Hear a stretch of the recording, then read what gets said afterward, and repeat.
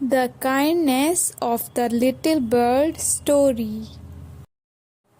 Once upon a time, there was a small bird named Tweety who lived in a big forest. One day, while flying, Tweety saw a thirsty rabbit struggling to find water. Without thinking twice, Tweety flew down and offered the rabbit some water from a small stream nearby.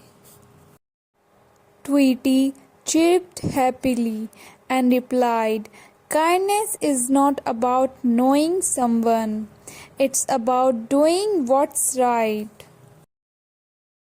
As days passed, Tweety continued to help other animals in the forest.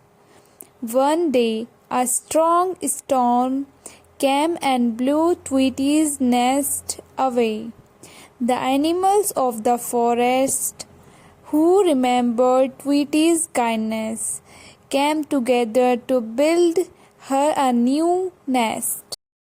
Tweety smiled, realizing that the kindness she gave had returned in a beautiful way.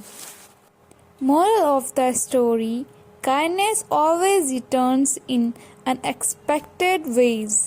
So guys, if you like this video and want more like it, please like, share and subscribe. Thank you for watching.